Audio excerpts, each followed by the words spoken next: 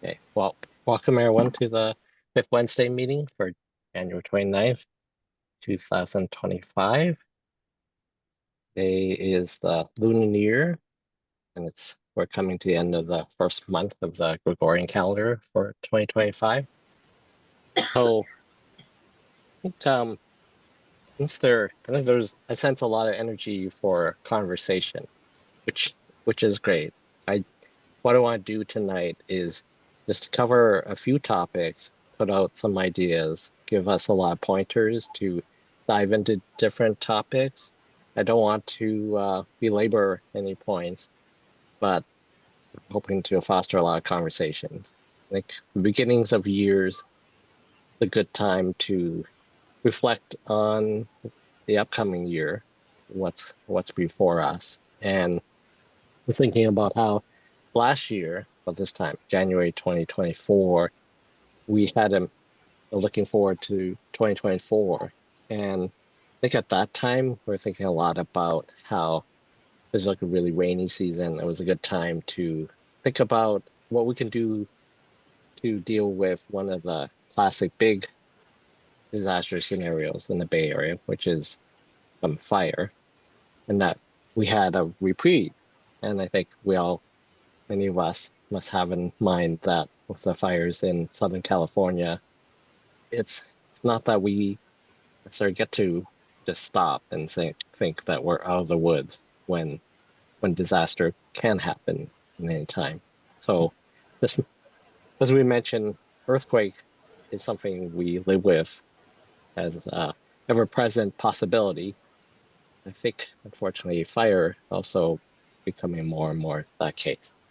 So I think we have a lot of heavy matters to contend with, but I think the great thing that we have is community, that we in Albany are looking and facing these disaster scenarios together. We're helping each other to prepare. So let Raymond, me are you cover still the there? agenda. Yes. You blipped out for about 30 seconds, so I'm sorry. You might have to repeat yourself. Oh, okay. I'm sorry. Pick, so what we're doing is gathering. We gather on the fifth Wednesdays of the year. So that's roughly about four times a year. And we cover different topics. But in many ways, after having done these fifth Wednesdays for a while, sometimes it feels like we're saying the same things over and over again. And there's some degree in which emergency preparedness is revisiting the basics over and over again. And I know that for myself, even though I've been involved with CERT for over 8 years, about 8 years now, that I still have a lot to learn. And when I look at the things we're talking about, how to prepare for disaster, I know how much I need to be reminded of those basics. And because I don't necessarily I don't feel ready for those disasters. And the hope is that together we can be more ready than we would be individually. So there are notes that these are links to the slide presentation we're giving.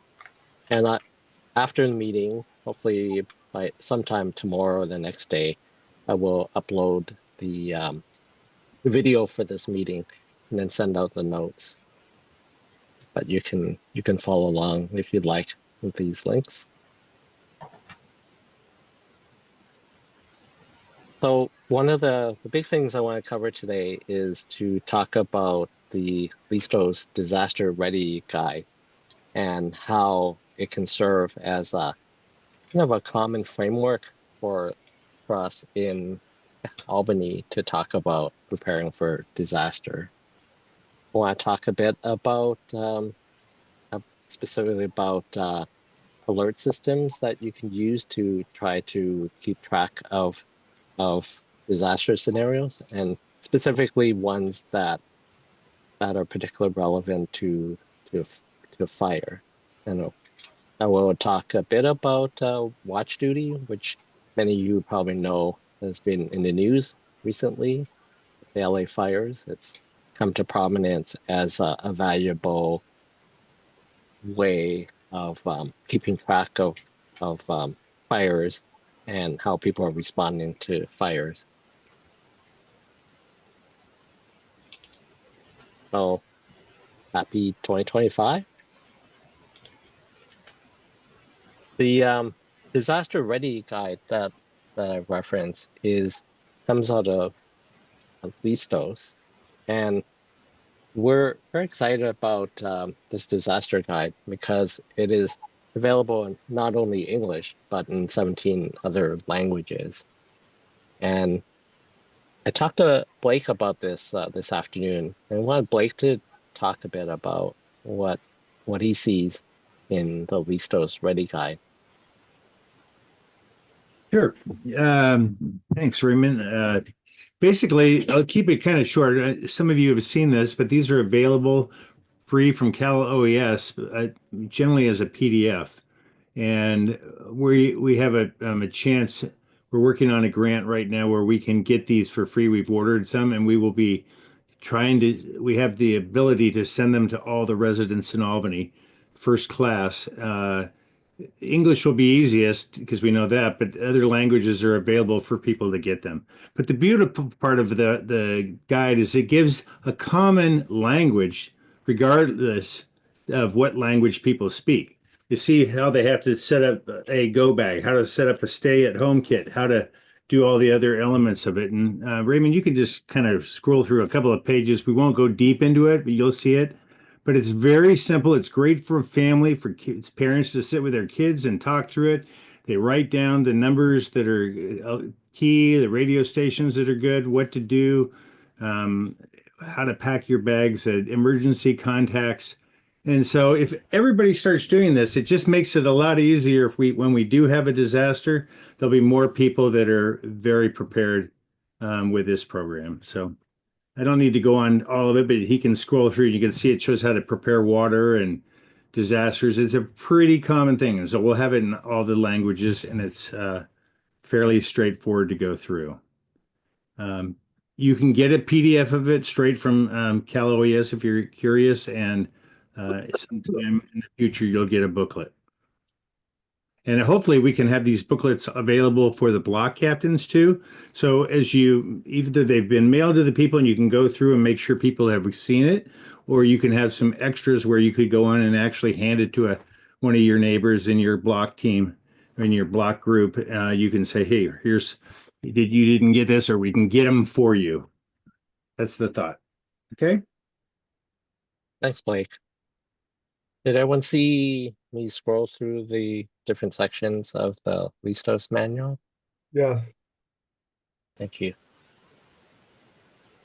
So it provides this framework that I think we'll make increasing use of in Albany CERT. Because as Blake said, that it's available in not only English, but in lots of other languages. And so it could be useful in talking to our neighbors, whether they speak English or not.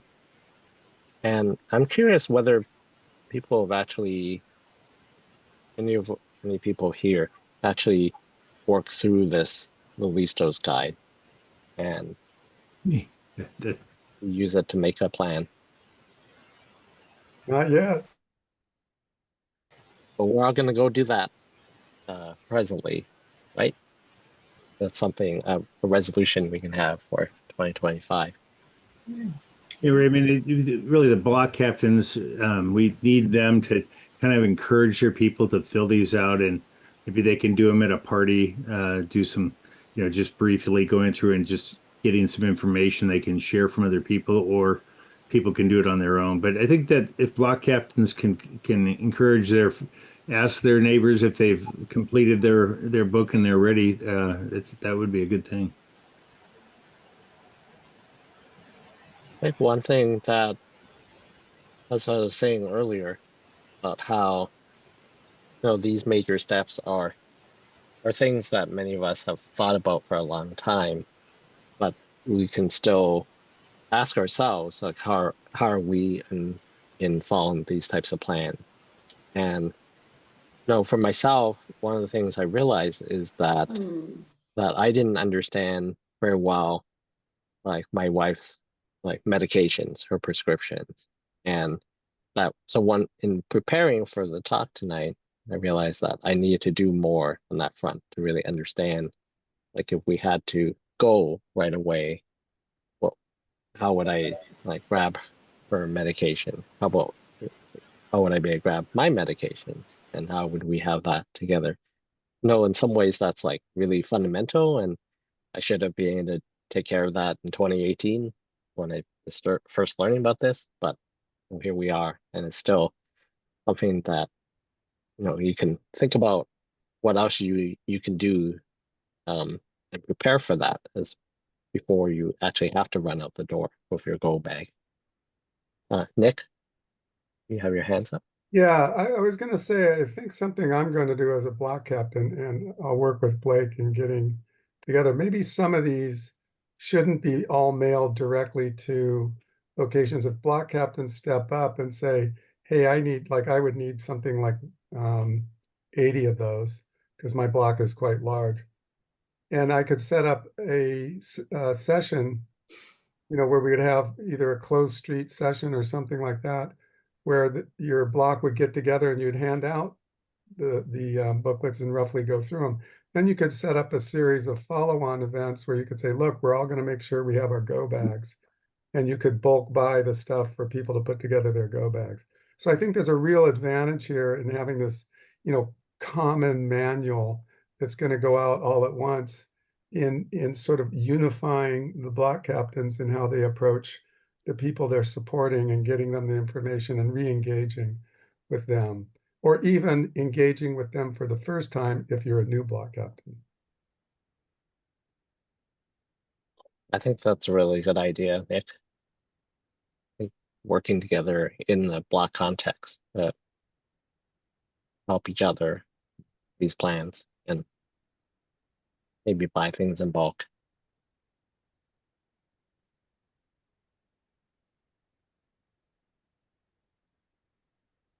So a quick overview of the first step, which is understanding the alerts, and just a reminder of these types of alert systems. Again, the references are in the slides, and I don't want to spend a lot of time on them, but I think it's just worth stepping through them. One is the AC alert system for people in Alameda County, where you can sign up to get alerts by text or by email. And so how many of you are signed up to receive these types of alerts? Up your hand. Okay. And then I think this is something that is very useful to tell your neighbors about, to check in with them to see whether they have signed up for alerts. Because I think it's getting timely alerts is really instrumental for people to be able to respond to emergencies, as and the quicker you can get those alerts, often the faster you can respond. Instead of, for example, depending on neighbors to tell you, you can get these alerts directly. Yes, Rosie, you have your hand up. I do. I haven't tried this, and I'm just wondering if anybody else has, for those, because Albany is so close to El Cerrito and Contra Costa County. Can you be on both Contra Costa and Alameda County alert? Does anybody know? I don't have the answer to that. Does anyone? I thought about signing up for the Contra Costa alerts too. No, 100%. You can be on a whole batch of different alerts. Oh, great. Thank you. Albany, Berkeley, El Cerrito, all. You just have to pick them when you join up. Okay. Thank you so much. Thanks, Bill. I was wondering though, whether a lot of that question of whether you count on Alameda County to deal with the fact that it's it's a big county and that some of it might be, some of it is beside Contra Costa County. And so if there are things that are happening in Contra Costa County that are relevant to people who are close by, would the people in Alameda County also send the appropriate alerts? Not necessarily. Raymond, can I address this? Yes. I have alerts from both counties. At first, it was a little annoying, and I needed to change my filters in my AC alert account. But also the services have gotten better. I would say in the last 2-3 years, it's gotten better. And I really tend to only receive what's relevant to Albany, but I do have I forget what my settings are for Contra Costa. I think I might have El Cerrito and Richmond Annex, which are adjacent, which border Albany. So you have to be careful how many check boxes you're going to check, because it could get annoying, and then you might have to go back and uncheck some of them. And you might have to do that. Now I'm forgetting exactly how I got the Contra Costa set up. I think it was a separate deal. But I wanted to say one other thing about this, Raymond. Albany CERT's been offering tech support for people who want to get their AC alerts set up, and the various things that might go along with that. MyShake for earthquakes, and also I'm forgetting the name of the thing, the way to get it as a notification instead of as a text. So if there's any issues with needing support to get your AC alert up, please contact me. I'll put my email in.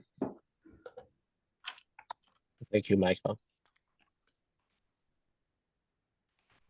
So it seems like it would be useful in future presentations to actually include links to how to sign up for a Contra Costa alerts too, in addition to AC alerts for Alameda County. It's important also on the names of those other apps and features that you have to know for the other county and for the notifications. But going along with signing up for things like AC alert, it's very, very useful to know your zone. And by that, I mean that there's a system called Genesis, which used to be called Zone Haven, which partitions geographic areas into smaller units. And you can look up which zone you are. But what I'm going to do is quickly walk through some slides showing how Albany is broken up into zones as a reminder. So Albany broken up into 12 zones in Genesis. And on the display, you'll see right now zones 1 through 5, roughly, with some additional zones. 6 through 10, and then 11 through 12. Again, you can look at this more closely when you look at the slide deck later. I just wanted to give you a sense of how the zones are broken up. Any questions about Genesis zones? Michael? Oh, no, I was just lowering my hand, but Okay. But some people may have noticed that was a little different from a map that they may have seen before. Originally, we had sort of packed the whole of Albany Hill into one zone, but there always was a traditional evac zone on Hillside Avenue and I think Gateview. And that's now been officially separated into its own, I'll still call them zone haven. People still call them zone havens. I got news for you, but their own Genesis Protect Zone is the old traditional evac zone that we've had exercises, we've had drills every few years for quite a while. I can't read it. Is that Albany 12 now? Albany 12. Yeah. It says ALB E012. So this came into play, I remember a few years ago when we had a fire on the hill, and there were evacuation orders that were issued, and they were tied to very specific zones. So I remember thinking, like, are they ordering Albany E012 like out? Because I live in zone 12 in Albany. And so that's kind of sealed in my head how alerts can be directed to very specific zones. And so very useful to know which zone you live in. And keep in mind these Genesis zones later when I show you watch duty. That makes use of these Genesis zones too. I'm not going to dwell on the alerts for earthquakes, because I think we're going to talk more about fires today, but just always helpful to be reminded of like MyShake, which is an app that you can get that will alert you to earthquakes. And then there are also there's a slide about earthquake alerts in general, which you can look at later. I want to show you a bit about watch duty. And it's been in the news a lot recently. I just have a link to a podcast episode that I listened to last week or the week before. It was a very interesting interview with the CTO, the Chief Technology Officer of Watch Duty. Watch Duty is a 501c3, a nonprofit, and their goal is to aggregate fire-related data, and they make use of a trusted network of a network of trusted reporters too. They are, in a map I'll show you where they operate. They don't operate in the entirety of the US. They operate primarily in Western US. The nonprofit is based in San Francisco. And let me just show you some slides here. I'll show you some of the screenshots I've made, and then I'll actually demonstrate the Watch Duty app live. So this is a screenshot of Spey. The second one is a screenshot of where Watch Duty has a presence. You can see in the Western US. And you can see a combination of the green flames are controlled burns, whereas the red ones are actual fires. This was taken a few days ago. This is screenshot of the Palisades fire, and then the Eden fire. Let me just show how this looks like and show it to you live.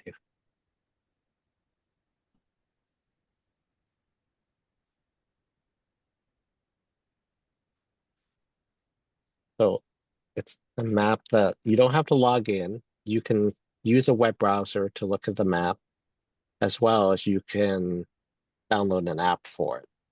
And it's been extremely useful for people in Los Angeles, because I think it gives my understanding is that it's actually very responsive, that the people at Watch Duty have done really good job at providing very granular information about the status of fires. So, for example, if you click on the Eaton fire now, see that's 99% contained, but links back to the Genesis evacuation map. You can also see, zoom in, things like the WCK meal distribution points.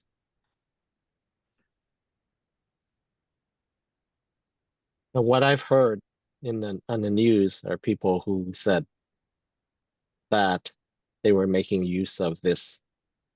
Let's see, this was the argument made by the CTO of Watch Duty, was that in such an intense live emergency like wildfire in this urban area, you're trying to make decisions, minute by minute in terms of what you're going to do. You flee, do you stay put?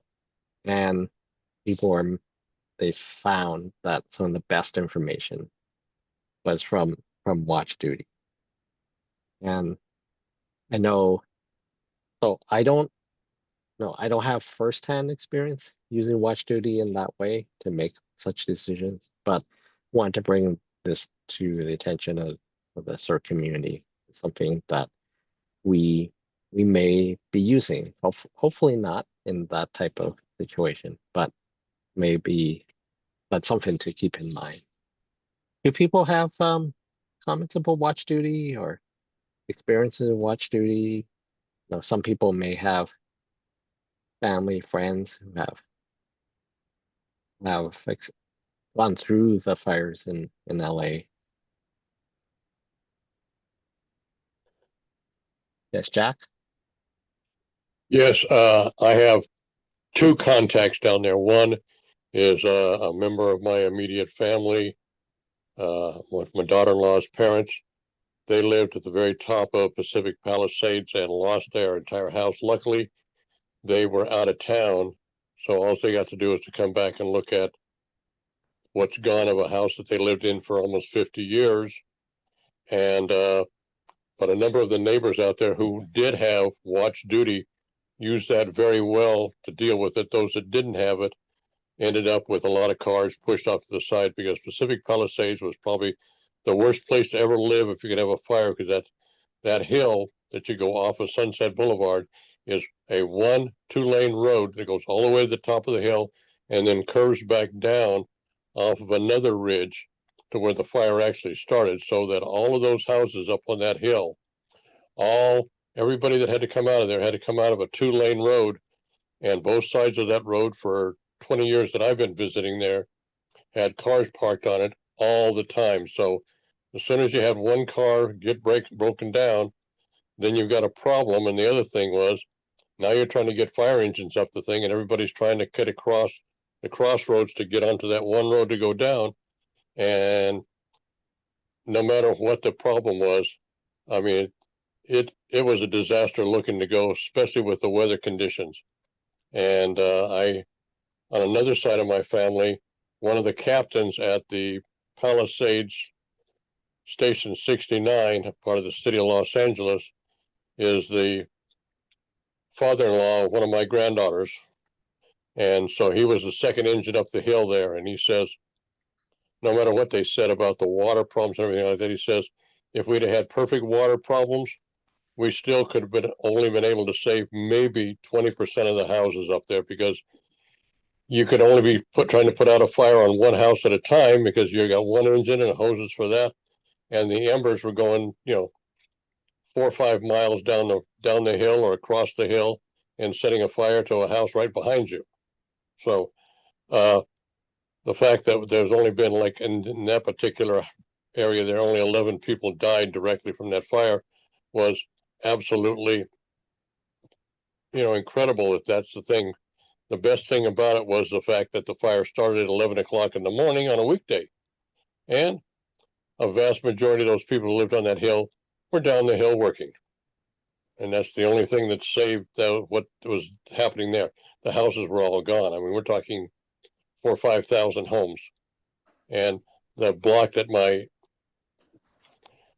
daughter-in-law's parents live on, that was like 16 homes. Every one of them was gone. But like I say, it was the very top road on the hill. And it's just, I've had the experience. Some of you know the fact that I spent 17 years as a volunteer firefighter, so I know what it's like to get in the middle of a wildfire, and that's what it was. And that was a city that was prepared for dealing with city fires, which means one house catches on fire, let's go down and put it out, not the woods burning up and blowing embers everywhere. So, being prepared, a lot of people had no preparations, and I think that pushing our people as gently as we can to make sure that they have their go bags, know what they're doing, know about anybody else that they need to be involved in, is paramount to making sure that we do not have those kinds of problems when we're trying to move people out of there.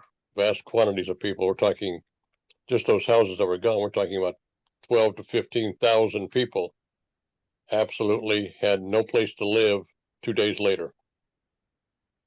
And so it's just way beyond the scope of anything you can imagine. Yeah, thank you very much for sharing your perspective.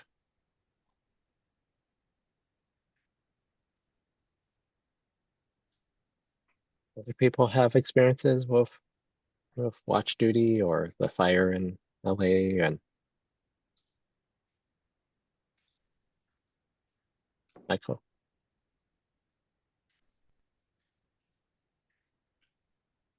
Oh, you're muted. Thank you. I don't have personal experience. I have friends who've spoken well of watch duty for keeping them informed about friends and relatives. In one case, a person, one of our CERT members, the house she grew up in burned to the ground. She lives in Albany now. I think her son's house burned. Um, Various people have spoken well of watch duty in terms of keeping them informed of what's going on. It seems to me that I've been watching watch duty for a bit, and it's gone just like there used to be various different ways for us to conference, and then Zoom became the standard. It seems to me watch duty is becoming the standard for watching fires. Now, it's not perfect, and I want to give the caveat to all this. If you hear a presentation by uniformed personnel or by a city agency, they might mention watch duty, but they will give you the warning that this is not official information. They're doing the best they can, and that there's no official endorsement from city agencies or county or state agencies of watch duty. This is different from AC Alert, and it's different from wireless emergency alerts, and it's different from Zone Haven, Genesis Protect. In that respect, those are official. I hope I'm not nitpicking to point out that watch duty is unofficial, but then so is my shake. I get my trust in my shake from the fact that I trust the University of California that runs the thing. Whereas watch duty, I guess I'm still on duty watching whether it's really all that. I have a question about it. Raymond, did you figure out if I can overlay those Genesis Protect zones and see which zones are evac zones? Is that what I'm looking at right here? Yes, they overlaid, they make use of the Genesis zone and they link to them. But I don't think you can layer your own, like you can add layers yourself to the watch duty map. I'm going to observe something here that when I see this map, and I'm not getting enough detail, I have to look very closely, but some of the flats, I think that's Santa Monica just to the south, is that right? Yeah, and some of the flats were evacuated, and I'm not seeing that reflected here. Now, where the fire did not reach, but still some of the flat areas are adjacent to the hills were evacuated. So I'm a little unclear. You still might be well advised to check your evac map if you have any doubts. At Genesis Protect, whatever the URL is nowadays. Be interesting to look at the link that they gave for Genesis here. Maybe at the time you downloaded this, the flats were no longer in the evac zone. But Yeah. I do remember that that was a big headline. Residential areas of high density parts of Santa Monica were evacuated. So thank you, Michael, for introducing the caveat that watch duty is not an official government source. It's a nonprofit that tries to aggregate various sources of information. And for those who are interested in more detail, I do commend you to the podcast episode where the CTO does discuss the issues of why they set up watch duty in the first place and the challenges of aggregating data from different sources, and the fact that a lot of government organizations are relatively small and they don't have the resources themselves to push out the information in the, like, for example, they gave the story of how certain organizations have been publishing data to closed platforms, like I think like Facebook groups, where I think the people at WatchD have to go in themselves to pull that stuff out to try to aggregate.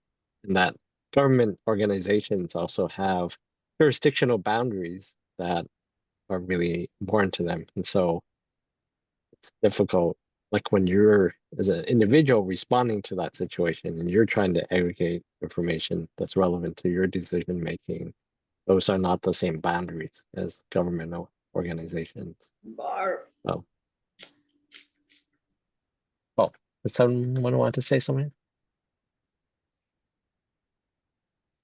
Anyway, it's a complicated topic, but it's something that is worth looking into greater detail if you're interested. Moving on. So in terms of preparing specifically for wildfires, I would just say that I find the guides on Berkeley side quite worthwhile looking at. So I have the link on the slide here. They have a recent article about, hey, are you prepared for the Berkeley's next big fire? And then they've published a wildfire guide they've kept up for a long time. And I'm sure that they get lots of extra traffic every time there's a big fire somewhere, California. So I just point you to that resource, that's one of many, but I think this is a good one to be tracking. Then I spent some time trying to understand what the implications of these fires are on house insurance, like home insurance, because I want to talk about the activity of making inventories of what you have in your homes and as a way of preparing for possible disaster. And I have a link to some attempt I made to synthesize information. There's like, I make use of a AI search engine type called Perplexity, and it came up with some distillation of some facts, but I wasn't comfortable sharing that like in the slide presentation per se, because I haven't actually read all the sources. So the slide just basically says what we probably all know, is that the fires in Southern California, they were really, really bad. The worst, the most destructive in California history. It's causing major problems with respect to insurance. A lot of the insurance companies are withdrawing from the state of California. The premiums are probably going to go up. They haven't already gone up.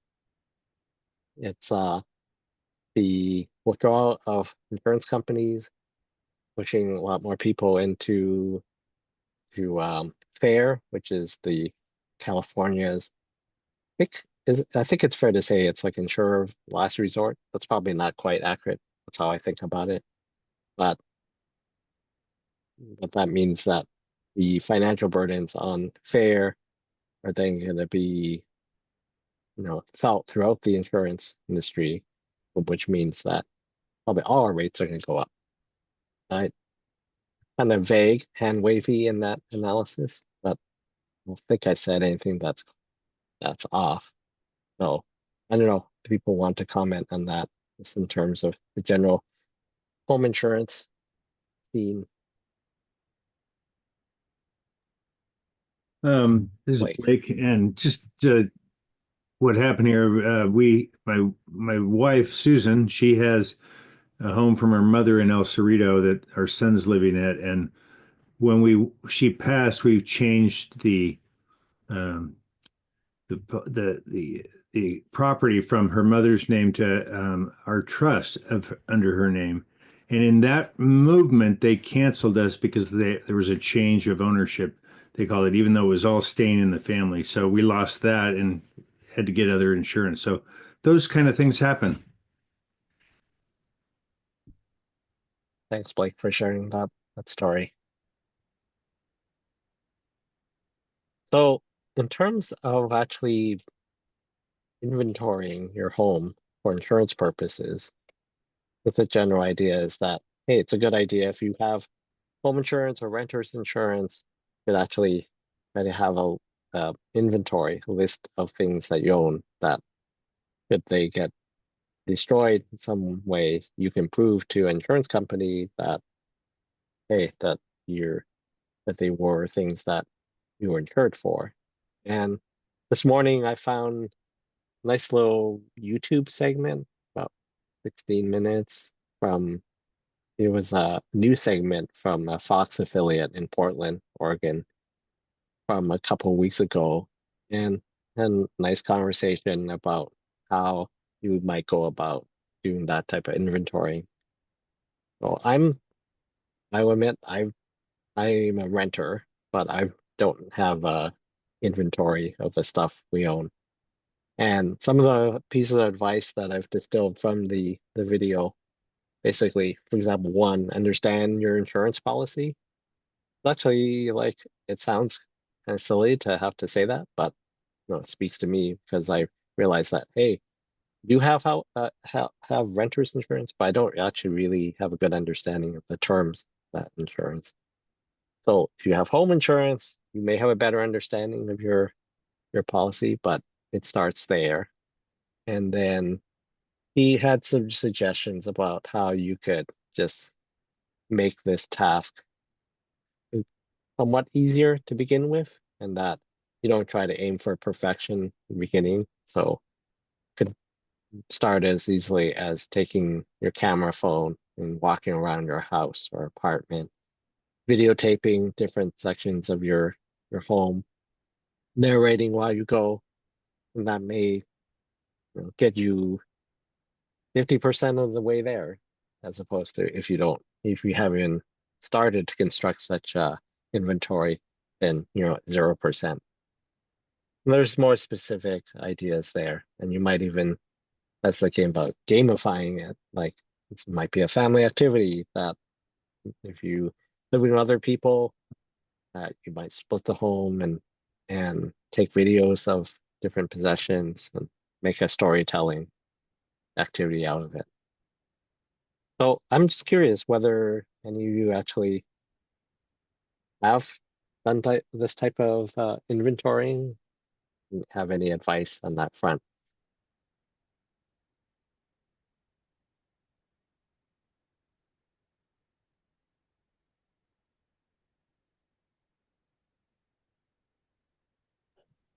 Is it something that people want to do, think it's a good idea to do, not prioritizing it, never thought about doing it? I'm just curious about what people think about this type of activity of creating an inventory. Raymond, I had one when I was a renter, and somehow it slipped through the cracks when my status rose. That was years and years ago. I have had this in mind lately, and I appreciate. I think one of the most significant things about this meeting is I appreciate the reminder that this is a priority. Great. Thank you, Michael. Nick? Yeah, I'm similar to Mike. I mean, I might have been worried about this when I was a renter, but now I own a $2 million house, and anything I own on top of that sort of pales in consideration of just, the home itself. If I was like one of these people in LA where, I mean, and the most valuable things to me are like photo albums, which of course the insurance company would value at about, $1.50 each. And it's more emotional stuff. I don't have any artwork, precious gems. There are really no high value things except for the car, which is, already insured. So, I think the idea of walking through with a video camera or your phone and just making videos of each room, not looking at each specific thing, but just sort of scanning over it so that you can stop it later and go, oh yeah, there's that. Unless you're someone who does have collections of, expensive coins. I had a family friend once, and he had a whole safe in his garage that was full of first issue coins that he had gotten. I mean, it was extremely valuable collection. So unless you have stuff like that, I don't know, a lot of furniture these days is only worth a few $100. Maybe if you have musical instruments, that would be the other thing that you should be careful about. Thanks, Nick. Yeah, that's a very interesting perspective. Like if you're a renter, you might want to claim individual items because you don't have a value in the home per se. But when the Bay Area, you own a home, then that far outweighs everything else for many people.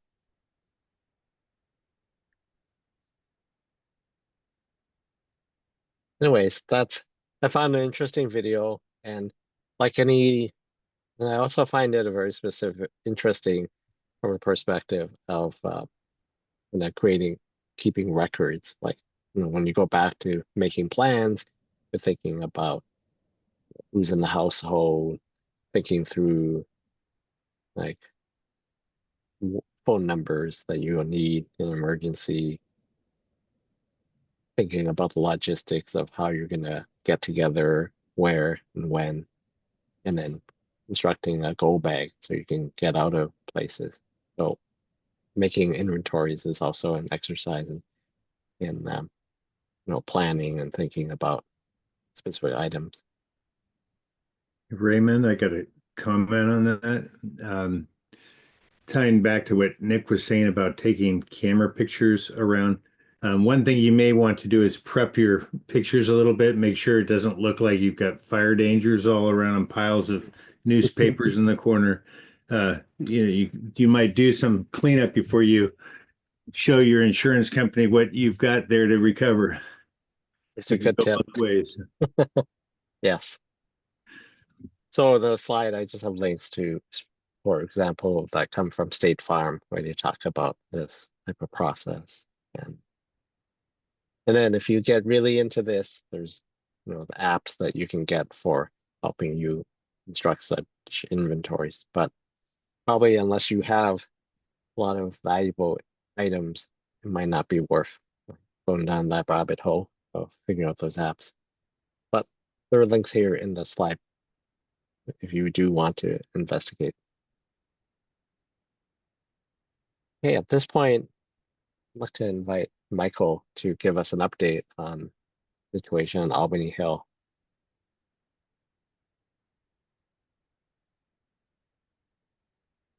Sure. Thank you, Raymond. How do I get my map here up on the screen? Okay, I'm gonna stop sharing and want to remind me how I do that? you have the share button below. Share your screen. Share button. Or did you send? I think you sent. Did you say you sent something to Probably me? did, but I'm they change this thing all the time, I swear. No. And I usually have a little pop-up. I'm sorry, folks.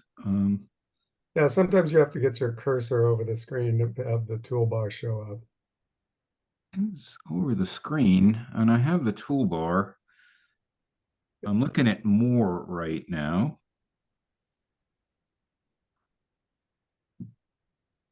Yeah, The left of more, do you see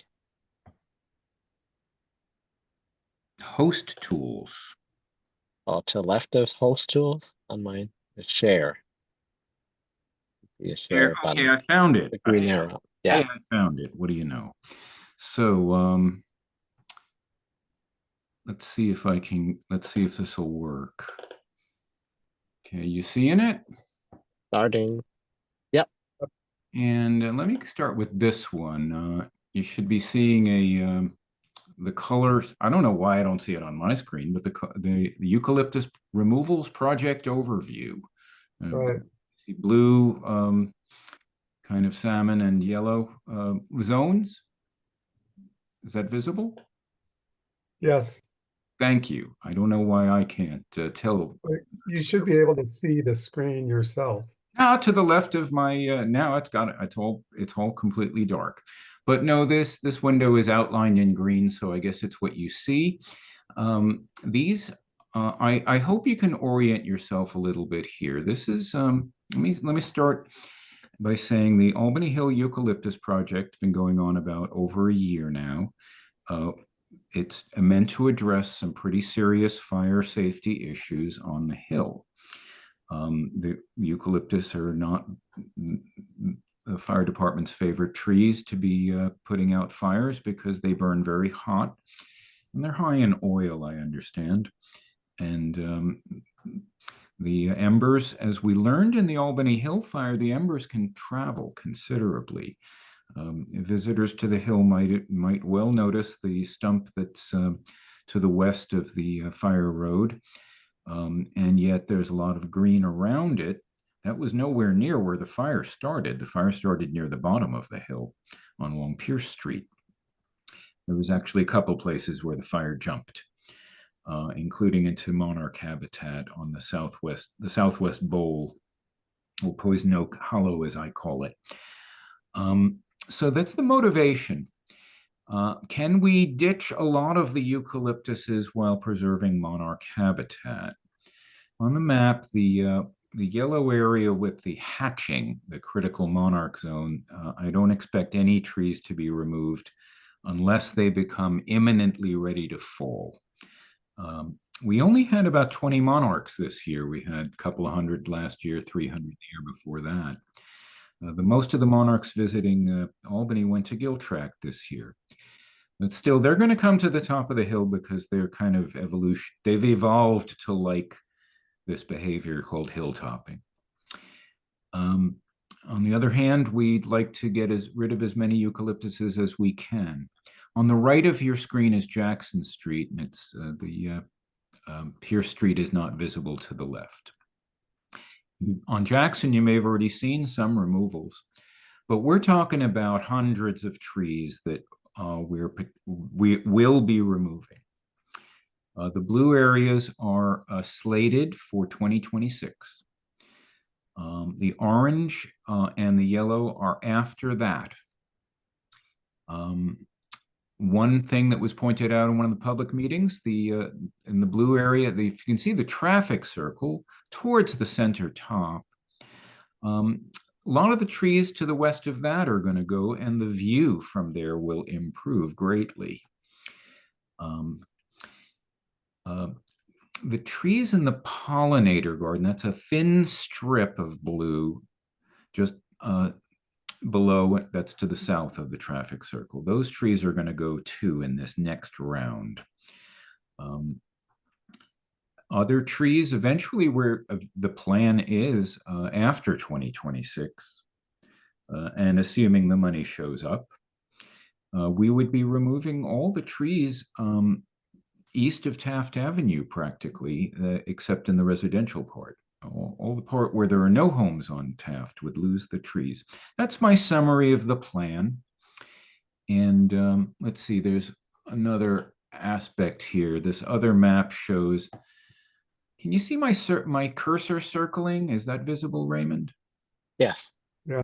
My cursor is circling some blue dots here where we're going to experiment with some other kinds of trees, 3 different species. One of them is a eucalyptus that comes from a different part of Tasmania. I take it that our eucalyptuses originally came from Tasmania. But the part that they came from gets like 30, 40 inches of rain a year. Our trees are never really going to be healthy, not like you might see. There's a couple at Point Pinole that are really healthy and a bunch that are not.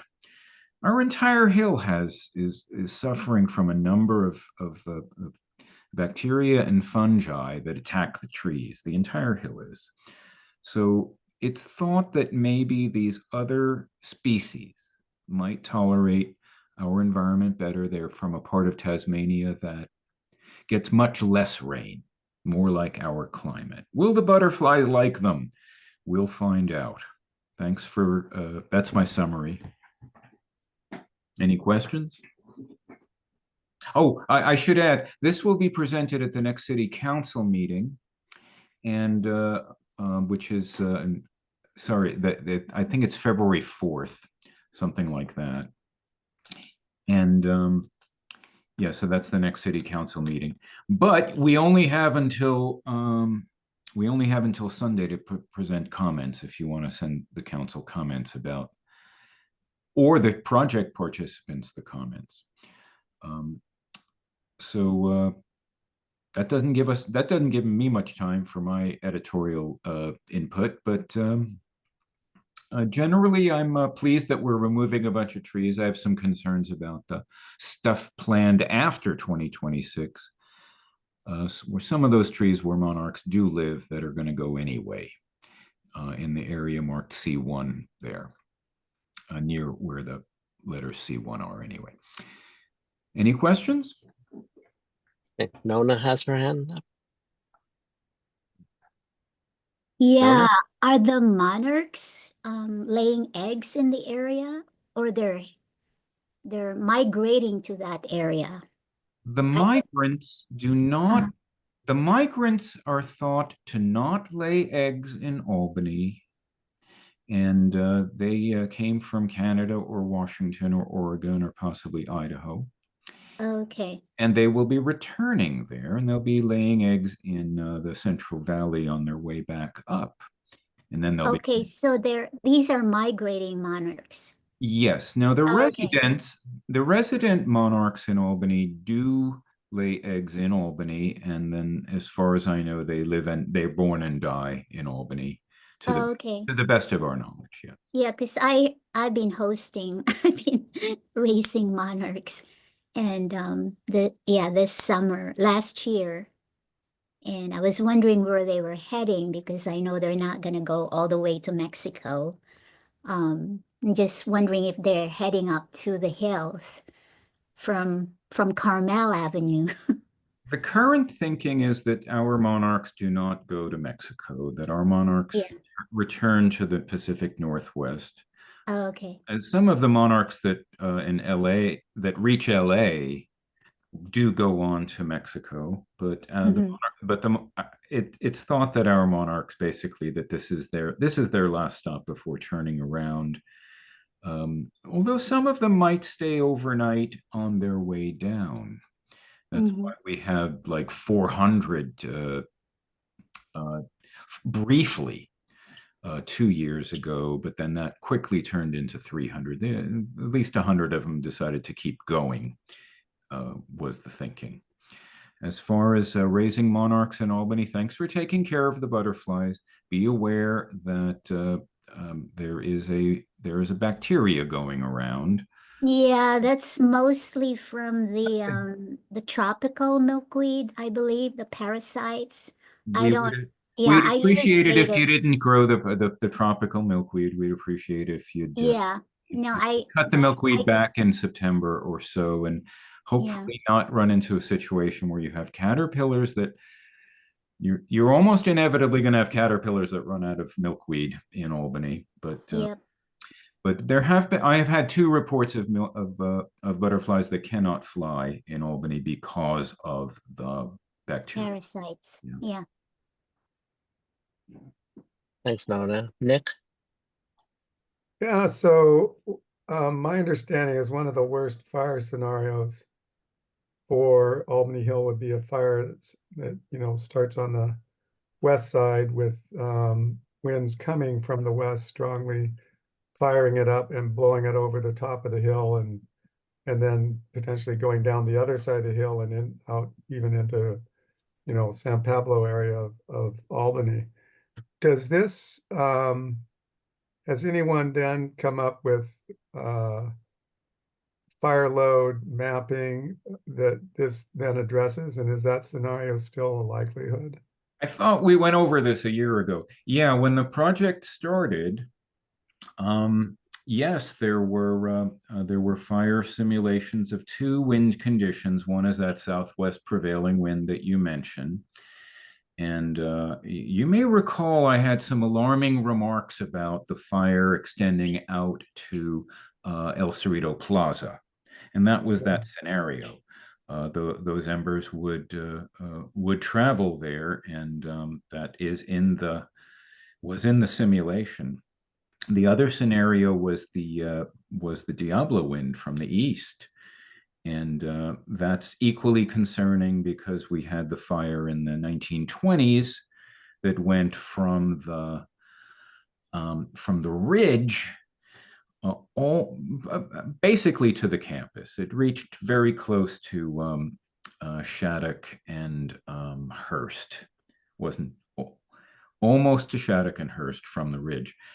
And if that had not been kept under control, it could have spread to the flats of Berkeley. And what was going to stop it, right? In a Diablo wind situation. So those are the two wind conditions, the prevailing southwest. We've had a lot of east winds this winter, by the way. I've been on the watch, and I'm sure Albany Fire has been on the watch about that. So, but does this removal significantly impact that? Yes. Well, the chief would like to, ideally, he'd like to see one of those Mr. T haircuts on the hill where it's completely shaved around the monarch critical area. Now, that's not necessarily going to work for the monarchs because that destroys their windbreak. But there's a lot of very smart people on this project who are working that problem, how to get the maximum fire break with acceptable windbreak. That's what this map, you can see the monarch windbreak to the center left in this map. But yeah, wind conditions are very concerning on account when it comes to Albany Hill fire potential. The page, the Public Works page, I'll just put the link in. There's a million links on the page that I'm going to paste in, and including the ember maps of where one model predicts the embers will go in the two different wind conditions.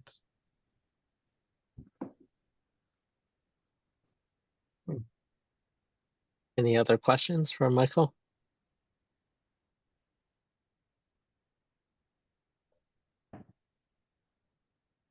Thank you very much, Michael, for keeping on top of what's happening in Albany Hill and giving us such a concise description of the latest. And I do hope that your editorial comments will make it to the meeting. Thank you for listening.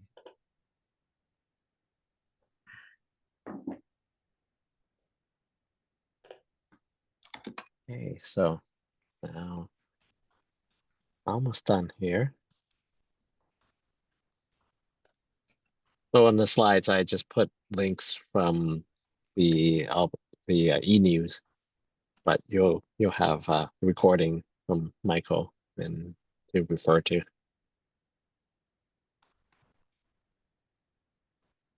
Okay, and then this reminder of some of our ongoing activities in the Albany CERT. The Albany Radio Club is still continuing to meet or to talk every Wednesday. Is that right? Like, can Blake or Michael tell us a bit about current status of Albany Radio? It's correct, and the idea is that we're using GMRS radios to get on channel 19. You can use other ham radios to get on channel 19 as well, but it's a fairly low-cost way to get in, and it's easy to get a license. You just pay to play. You don't have to take a big test as in ham, but it's very indispensable to communicate. We practice it every week, and you can learn very fast. We teach everybody all the protocol. So if you're interested, get a radio and join us on Wednesdays at 7 p.m. on channel 19 Simplex. Thank you, Blake, for that update. And then Blake, you can tell us about something that already came up earlier in the meeting, which is the next Albany CERT train. Well, we've got two, there's the spring class coming up starts in March 25th. So you can let your people know around the neighborhood that's coming up. You can send me the information or other people in our group, but it funnels to me and I'll record them in for the classes.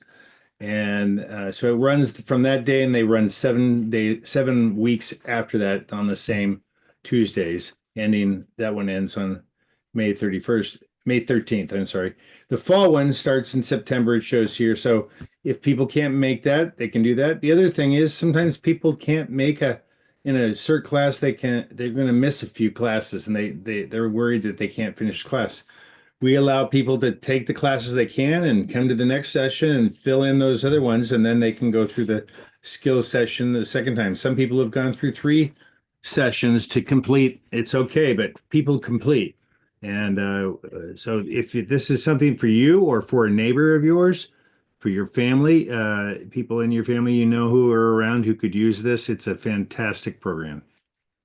And Bill Springer is one of our instructors here. He's from Berkeley, but has been doing Albany CERT for a very long time.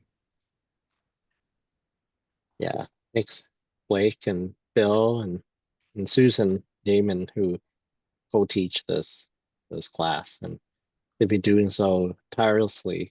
And so we're grateful for all the hard work that you do and continue to do on that front. Certainly my pleasure. And then reminder that Albany CERT, we're a volunteer organization. We're also registered 501c3, and so we're always looking for volunteers. But another way that you can support the work of our organization is through donating to Albany CERT. And there's a link to how you can do that. This slide, just a little overview of the ways in which we have been spending money that comes our way through grant funding or through donation. Raymond, Yes. one thing on that, I just wanted to throw out that Jack, who you've heard before, Rolls, he has been donating a ton of items, hundreds of tourniquets to our program, lots of other elements that are needed. So he's using that as a tax write-off that he can get. And so some people might just want to give cash if they can do so.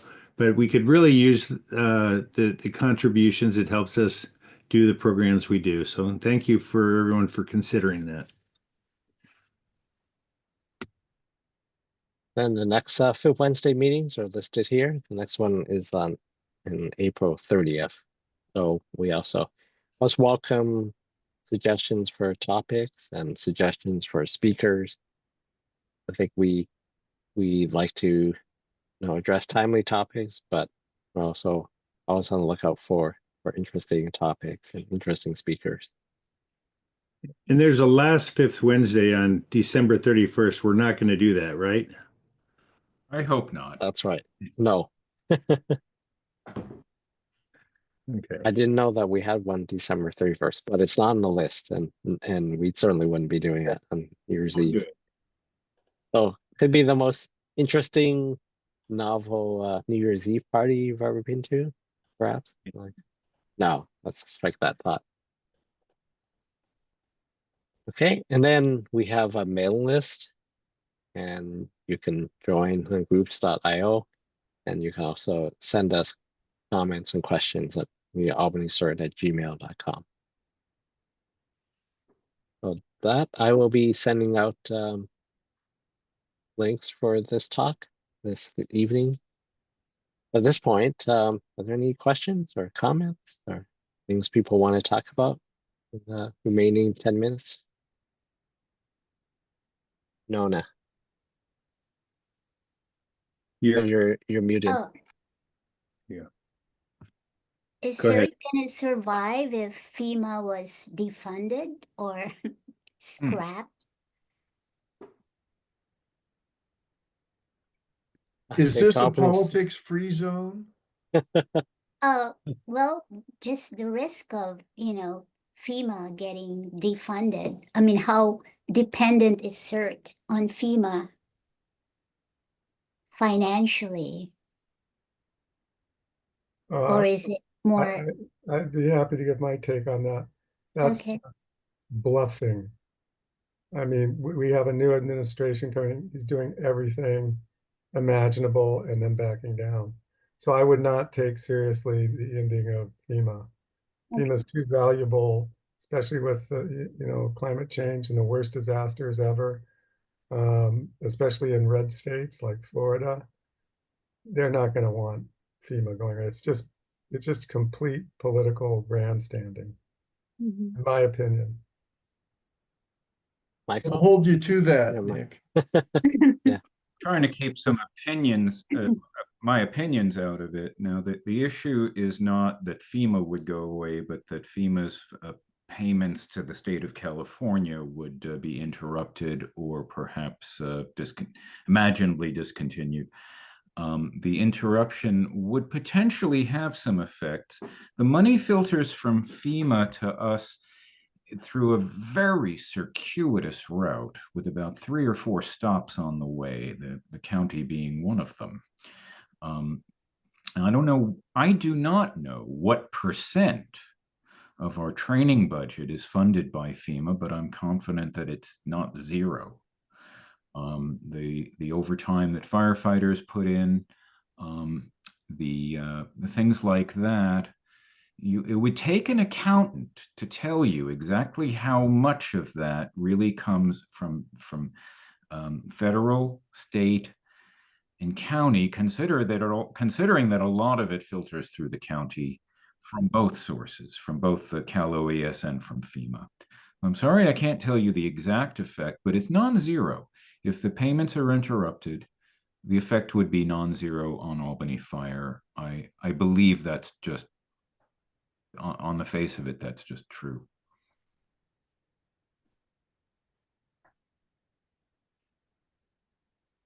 Now, that said, our curriculum is what it is. It hasn't changed as far as I know. Bill Springer might correct me as far as if they've invested anything in changing the curriculum. We still train the way we train and respond the way we respond. The question ought to be directed to the chief.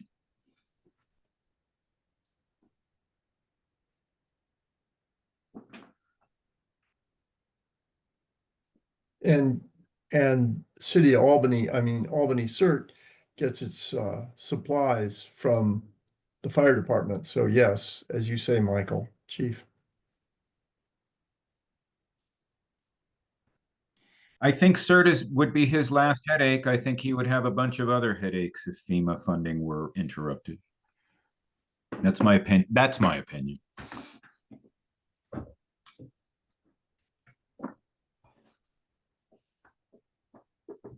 I think in this time, whatever emotions are happening, I think it is important to speak out for the things that you care about, that you think are important. Because there's definitely a lot of grandstanding and a lot of threats and bluffs and all sorts of contortions. But I think making your voice heard, I do think is important here. yeah, looks like I'm gonna have to start scheduling the refresher. Oh. The more practice we get, the better. Yes. That was an excellent course. Really enjoyed that. Yeah. Okay, well, thank you, Raymond. I'm going to take off. Bye, everyone. See ya. Bye. Bye. Any other questions, comments? Was this helpful to people? I just want to say thank you so much for always hosting this, Raymond, and for Michael and everyone. I really do enjoy these meetings. We might be silent, but really learning a lot. And I love your slide deck, and I'm really going to look forward to checking out those links. And I know you've really put a lot of thought in it. So I do want to just really thank you for all your work, for everybody's work. Yes, Raymond, you did a wonderful job. You're doing a wonderful job. Thank you. AI I did put a lot of thought into it, and it's very instructive for me Like, so I do enjoy this and very much. And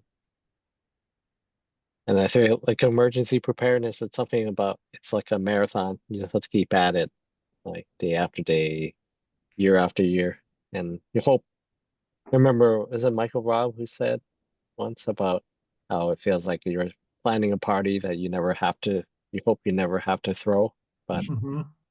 sometimes you have to throw it. So out Yeah. of your hand. All right.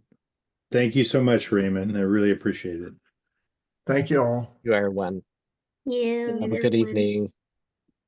Have a happy new Bye-bye. year. Bye bye. Bye Right? bye.